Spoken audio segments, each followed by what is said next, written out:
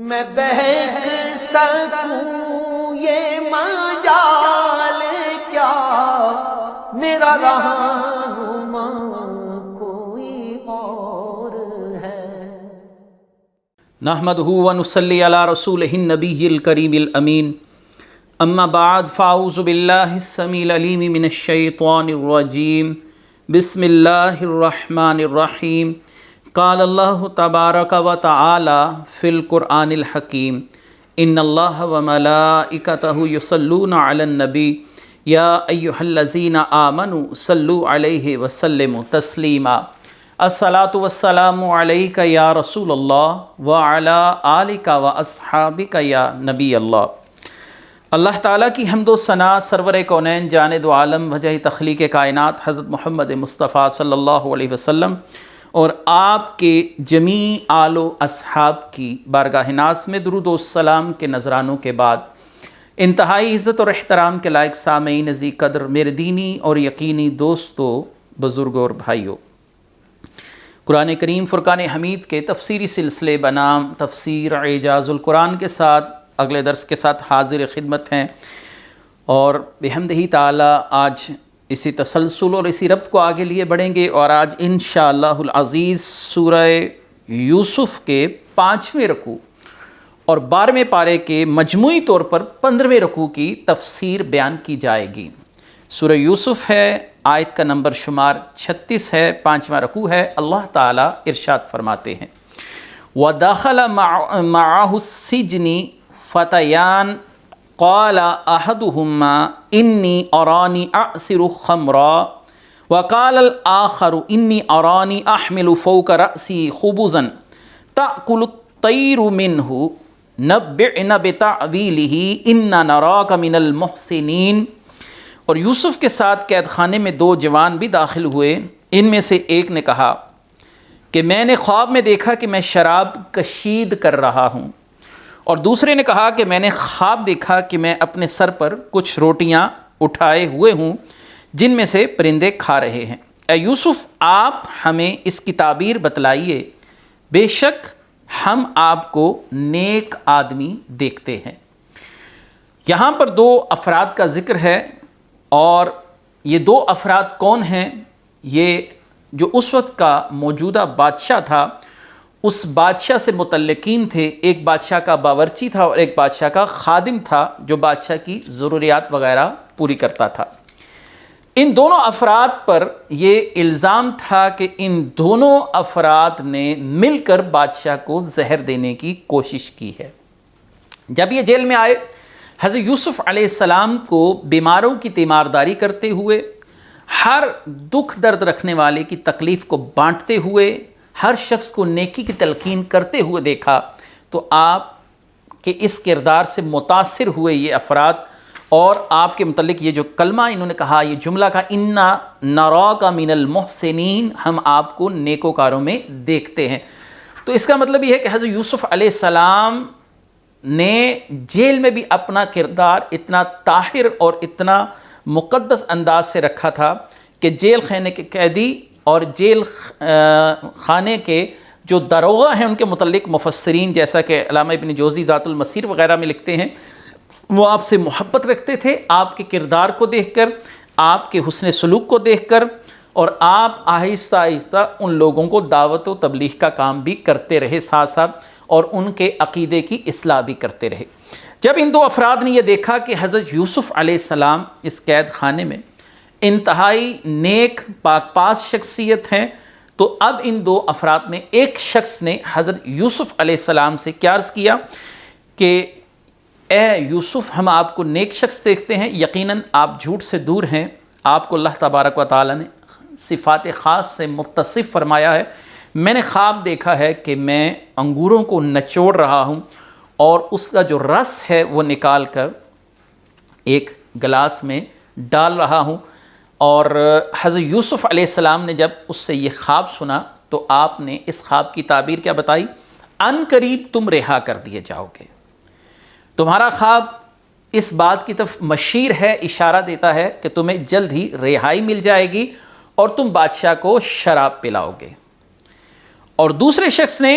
اسی بات کو سننے کے بعد کیا کہا کہ انی ارانی احمل فوق رأسی خبزا تأکل الطیر منہ، کہ میں نے دیکھا کہ میرے سر پر روٹیاں رکھی ہوئی ہیں اور ان روٹیوں کو پرندے نوچ کر کھا رہے ہیں۔ مفسرین نے یہاں پر پرندوں سے مراد اس کے خواب کی تشریح و تعبیر میں کوے مراد لیے ہیں۔ تو آپ نے کیا فرمایا؟ آپ نے فرمایا کہ تمہارے اس خواب کی تعویل کیا ہے، وہ آگے سن لیجئے۔ قال لا یأتیکما طعام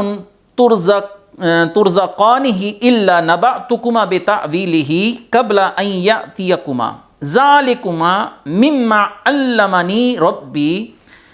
انی ترکت ملۃ قوم لا یؤمنون باللہ وہم بالآخرۃ ہم کافرون۔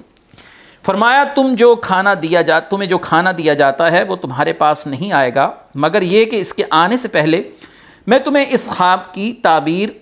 پر مطلع کر دوں گا یا تعبیر بتا دوں گا۔ یہ ان علوم میں سے ہے جو میرے رب نے مجھے سکھلائے ہیں۔ بے شک میں نے ان لوگوں کے دین کو مانا جو اللہ پر نہ مانا جو اللہ پر ایمان نہیں لاتے اور وہ آخرت کا انکار کرتے ہیں۔ حضرت یوسف علیہ السلام نے یہاں پر ایک گفتگو فرمائی کہ تمہارے پاس جو کھانا کھانے کے لیے پیش کیا جاتا ہے جیل میں قیدیوں کے پاس، اس کے آنے سے پہلے میں تمہیں کھانے کی آمد سے پہلے تمہیں تعبیر پر مطلع کر دوں گا۔ اور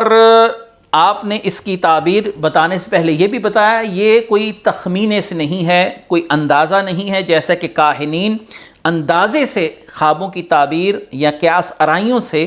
اور ایک مقدمات بنا کر ترتیب دے کر خوابوں کی تعبیر بتاتے ہیں۔ یہاں پر جو خواب کی تعبیر ہوگی وہ وقوع پذیر ہوگی اور بے عین ہی جو میری زبان سے الفاظ نکلیں گے وہ ویسے ہی ہوگا۔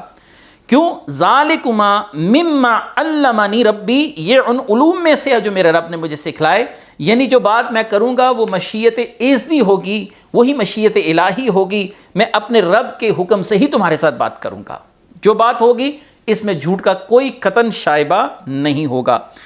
تو آپ نے اصل میں اپنے کاہن یا نجومی ہونے کی نفی کی اور اللہ تبارک و تعالیٰ کی طرف سے عطا کردہ علم کا اظہار فرمایا، اور اس سے یہ بات بھی واضح کر دی کہ مجھے اللہ تعالیٰ نے نبوت سے سرفراز فرمایا ہے، میرا جو تمہیں بتانا ہے یہ علوم غیبیہ میں سے ہیں جو میرے رب نے مجھے عطا فرمائے ہیں، اس کا تعلق نہ کاہنین سے ہے نہ علم نجوم سے ہے۔ تو یاد رکھیے حضرت یوسف علیہ السلام کو ان لوگوں نے اپنے خواب تو بتلائے، تو رسول اللہ صلی اللہ علیہ وسلم کی ایک حدیث مبارکہ اس موقع پر، نبی کریم صلی اللہ علیہ وسلم کی صحیح بخاری کی حدیث ہے کہ اچھا خواب اللہ تعالیٰ کی طرف سے ہے، تو جب تم میں سے کوئی پسندیدہ خواب دیکھے تو اس کا ذکر صرف اسی سے کرے جو اس سے محبت رکھتا ہے، اور اگر ایسا خواب دیکھے جو اسے ناپسند ہو تو اس کے شر سے اور شیطان کے شر سے اسے پناہ مانگنی چاہیے، اور اپنے بائیں طرف 3 مرتبہ دھتکار دے اور خواب کو کسی سے بیان نہ کرے تو وہ کوئی نقصان نہیں دے گا۔ تو بہرحال انہوں نے حضرت یوسف علیہ السلام سے خواب کا ذکر کیا۔ حضرت یوسف علیہ السلام نے اب ان سے کیا گفتگو فرمائی کہ تمہارا کھانا آنے سے پہلے اس خواب کی تعبیر بتائی جی کرو، یہ محض قیاس آرائیوں اٹکل پچو اندازوں سے یہ جو تمہیں بات بتائی جائے گی نہیں ہے، یہ اللہ تعالیٰ کے عطا کردہ علم سے ہی وقوع پذیر ہو کر رہے گا۔ آگے کیا ہے؟ وَاتَّبَعْتُ مِلَّةَ آبَائِي إِبْرَاهِيمَ وَإِسْحَاقَ وَيَعْقُوبَ مَا كَانَ لَنَا أَن نُشْرِكَ بِاللَّهِ مِن شَيْءٍ ذَلِكَ مِن فَضْلِ اللَّهِ عَلَيْنَا وَعَلَى النَّاسِ وَلَكِنَّ أَكْثَرَ النَّاسِ لَا يَشْكُرُونَ۔ اور میں نے اپنے باپ دادا ابراہیم، اسحاق اور یعقوب کے دین ہی کی پیروی کی ہے، ہمارے لیے ہرگز جائز نہیں کہ ہم کسی چیز کو اللہ کا شریک ٹھہرائیں، یہ ہم پر اور لوگوں پر اللہ کا ایک فضل ہے مگر اکثر لوگ شکر نہیں کرتے۔ وَاتَّبَعْتُ مِلَّةَ آبَائِي، میں نے اپنے باپ دادا کا دین اختیار کیا۔ حضرت یوسف علیہ السلام نے اپنے معجزے کا اظہار فرمانے کے بعد یہ بھی فرمایا کہ میرا تعلق خاندان نبوت سے ہے، اللہ تعالیٰ نے میرے والد کو بھی نبوت سے سرفراز فرمایا، میرے باپ داداؤں کو بھی نبوت سے سرفراز فرمایا، لہٰذا میری یہ جو بات ہوگی یہ ایک معجزے کے طور پر وقوع پذیر ہو کر رہے گی،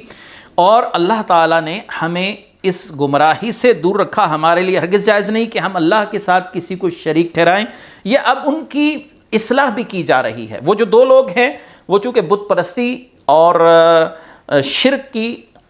نجاستوں میں آلود تھے، تو حضرت یوسف علیہ السلام اپنی خداداد صلاحیتوں کا اظہار بھی فرما رہے ہیں، اور ساتھ ساتھ اللہ تبارک و تعالیٰ کی وحدانیت کا ان کو پرچار بھی کر رہے ہیں۔ تو آپ نے فرمایا یا صاحبی السجن ارباب متفرقون خیر ام اللہ الواحد القہار، اے میرے قید خانے کے دونوں ساتھیوں، کیا جدا جدا رب اچھے ہیں یا ایک اللہ جو سب پر غالب ہے؟ حضرت یوسف علیہ السلام نے دیکھا کہ ان لوگوں نے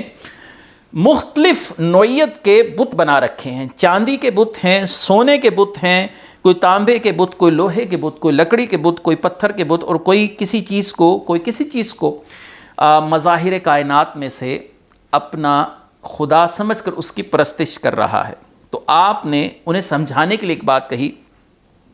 یہ جھوٹے معبود ہیں، اب خود بتائیے کہ دو معبود ہیں الگ الگ، ایک یہ چاہتا ہے کہ یہ کام ہو اور دوسرا چاہتا ہے یہ ہو، اور ایک کی خواہش پوری ہوتی ہے، دوسرے کا ارادہ مغلوب ہو جاتا ہے، تو جس کا ارادہ مغلوب ہو وہ خدا کیوں کر ہو سکتا ہے؟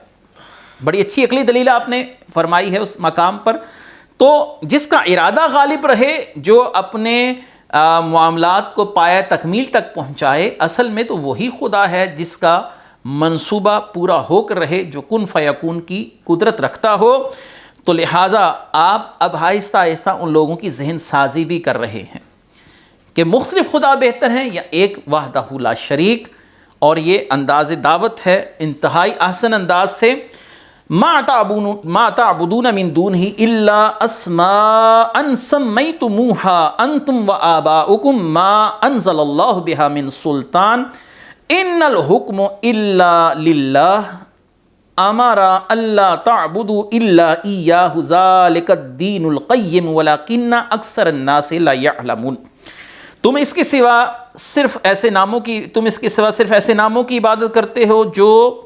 تم نے اور تمہارے باپ دادا نے تراش لی ہیں، اللہ نے کوئی دلیل نہیں اتاری،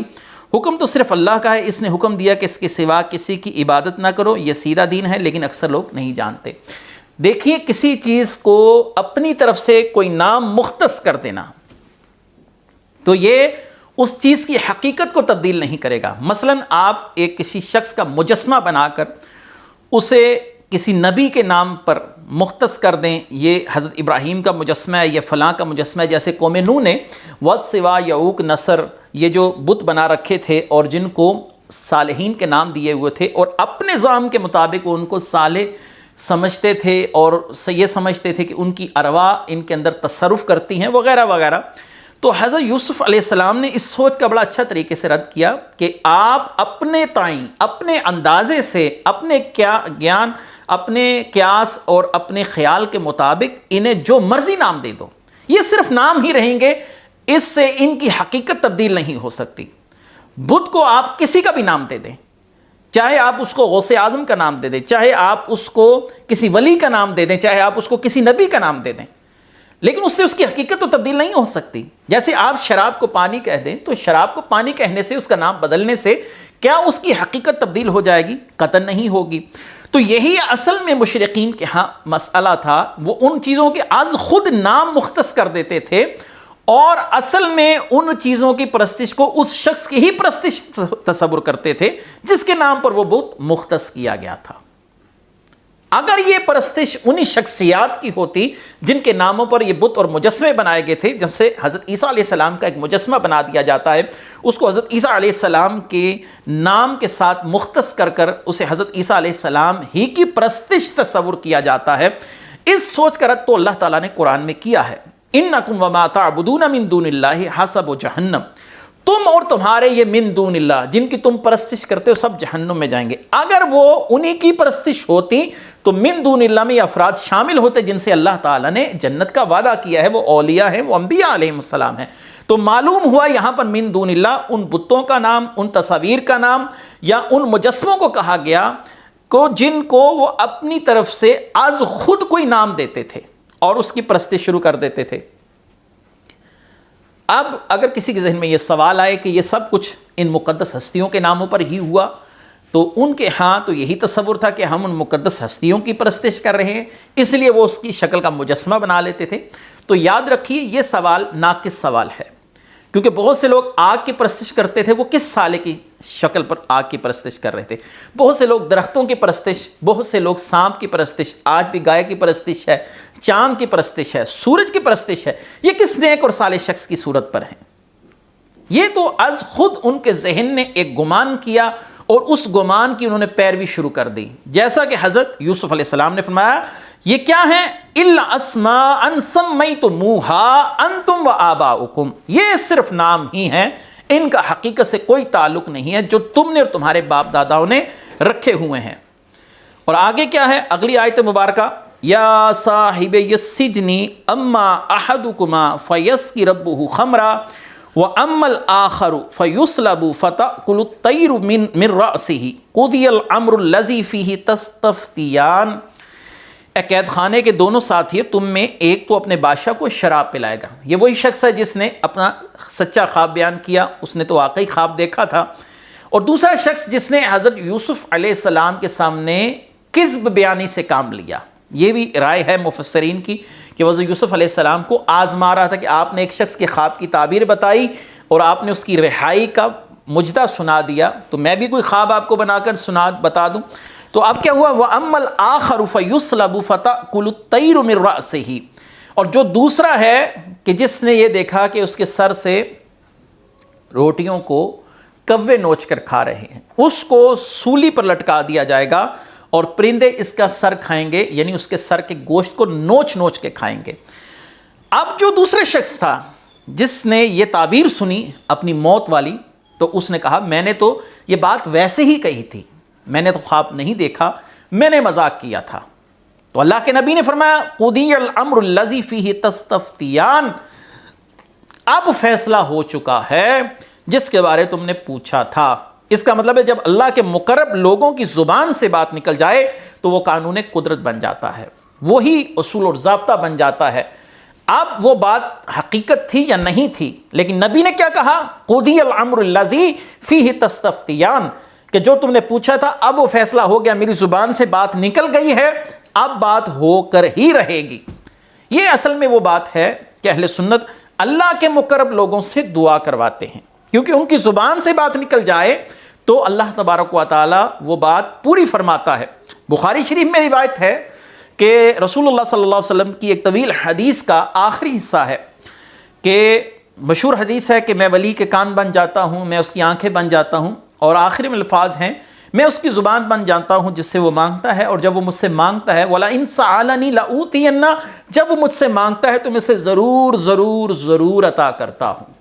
کیونکہ اس کی زبان سے نکلی ہوئی بات کو پورا کیا جاتا ہے، اگرچہ کچھ تاخیر کے ساتھ ہی صحیح، حکمت الہی کے تقاضوں کے تحت۔ یہاں پر کیا فرمایا گیا؟ قُضِيَ الْأَمْرُ الَّذِي فِيهِ تَسْتَفْتِيَانِ، کہ جو زبان سے بات نکل گئی وہ فیصلہ ہو گیا، اب تم نے خواب دیکھا یا نہیں دیکھا، اب تو ہو کے رہے گا۔ اللہ کے محبوب بندوں کی زبان سے جو بات نکلے وہ ہو کر ہی رہتی ہے۔ حضرت موسیٰ علیہ السلام نے کیا فرمایا تھا؟ جا سامری، تجھے جو چھوئے گا وہ بھی بیماری میں مبتلا ہو جائے گا، اور وہ ایسا ہی ہوا۔ اور ایسے ہی رسول اللہ صلی اللہ علیہ وآلہ وسلم نے ایک شخص کے لیے فرمایا جو آپ صلی اللہ علیہ وسلم کے ساتھ مزاح کرتا تھا، استہزاء کرتا تھا آپ صلی اللہ علیہ وسلم کے ساتھ، تو آپ نے فرمایا اس کو زمین قبول نہیں کرے گی، پھر زمین نے اس کو قبول نہیں کیا۔ بس جو زبان سے بات نکلی وہ ہو کر رہی۔ قُضِيَ الْأَمْرُ الَّذِي فِيهِ تَسْتَفْتِيَانِ، اس کا کام کا فیصلہ ہو چکا جس کے بارے میں تم پوچھتے ہو۔ اچھا، اب یہ دو شخص تھے، ایک باورچی تھا اور ایک خادم تھا۔ باورچی کو تو سزائے موت سنا دی گئی اور پھر اس کو سولی لٹکا دیا گیا، اور بے عین ہی ہوا بھی ویسے ہی، اس کے سر کو جانوروں نے، یعنی جانوروں سے مراد پرندوں نے نوچ نوچ کر کھایا۔ اب اس رکوع کی آخری آیت مبارکہ ہے، اللہ تبارک و تعالیٰ نے کیا فرمایا؟ وَقَالَ لِلَّذِي ظَنَّ أَنَّهُ نَاجٍ مِّنْهُ اذْكُرْنِي عِندَ رَبِّكَ فَأَنسَاهُ الشَّيْطَانُ ذِكْرَ رَبِّهِ فَلَبِثَ فِي السِّجْنِ بِضْعَ سِنِينَ، یوسف نے جس کے بارے میں گمان کیا کہ ان دونوں میں سے وہ بچ جائے گا، اسے فرمایا اپنے بادشاہ کے پاس میرا ذکر کرنا، تو شیطان نے اسے اپنے بادشاہ کے سامنے یوسف کا ذکر کرنا بھلا دیا، تو یوسف کئی برس جیل میں رہے۔ حضرت یوسف علیہ السلام نے اپنے علم سے یہ بات جان لی تھی۔ ایک وقت آئے گا جب بادشاہ خواب دیکھے گا اور اس خواب کی تعبیر کے سلسلے میں پریشانی اور تردد کا شکار ہوگا، تو پھر اس خواب کے معاملے کے اندر میری رہنمائی کی ضرورت پڑے گی۔ تو آپ نے اصل میں اسی لمحے اور اسی موقع کو ذہن میں رکھتے ہوئے اس سے ذکر کیا کہ جب بادشاہ کے پاس جاؤ تو میرا ذکر کرنا، یعنی اس کا خواب شرمندہ تعبیر کیسے ہوگا یہ میں ہی بتا سکوں گا۔ یہ آپ کے علم کی بڑی وسعت کی دلیل ہے۔ لیکن وہ شخص بھول گیا، کیونکہ جس بادشاہ کو خواب آنا تھا وہ اس موجودہ بادشاہ کا بیٹا تھا جو ابھی مسند خلافت پر نہیں بیٹھا تھا۔ تو اللہ تبارک و تعالیٰ نے اس حکمت کے تحت اس کو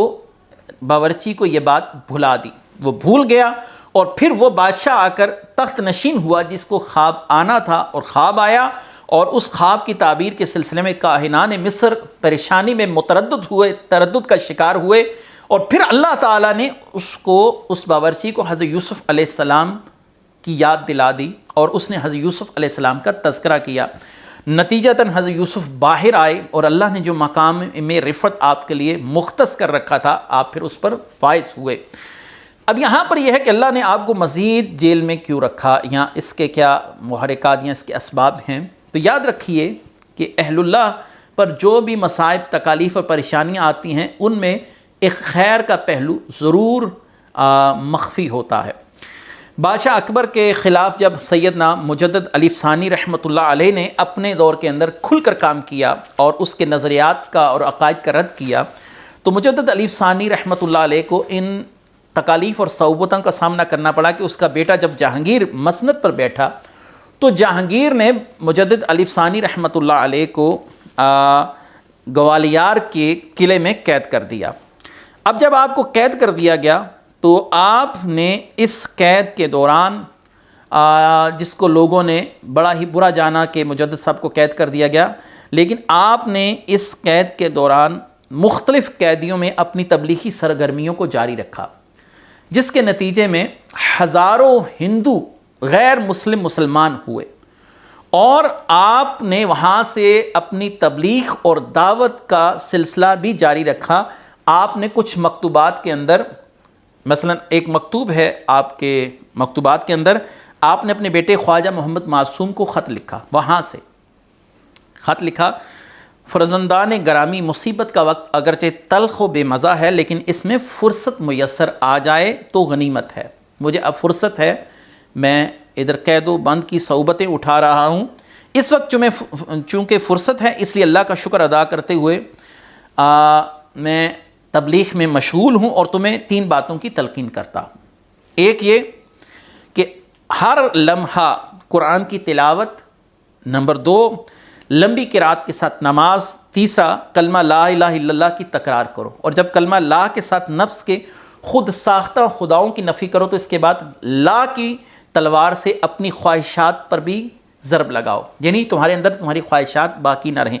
قصہ مختصر یہ کہ جتنا عرصہ آپ وہاں پر قید رہے وہاں پر آپ نے قیدیوں کی اصلاح بھی فرمائی، اس سے ہزاروں قیدی جو تھے وہ مسلمان ہوئے۔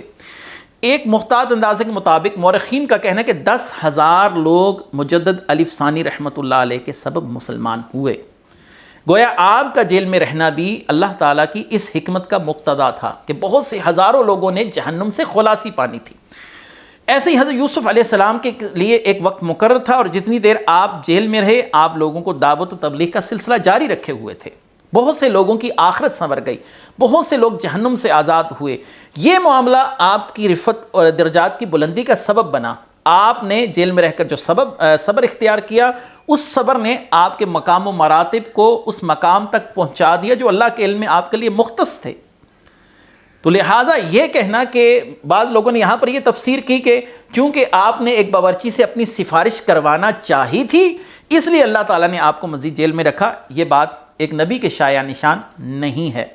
کہ ان کے لیے یہ بات نہیں کہنی چاہیے۔ ان کے لیے ایک وقت مقرر تھا، بادشاہ کو خواب آنا تھا، اس وقت عزیز مصر کو آپ نے خواب کی تعبیر بتانی تھی، اس کے بعد آپ کو خزانوں پر خازن بنایا جانا تھا۔ 7 سال تک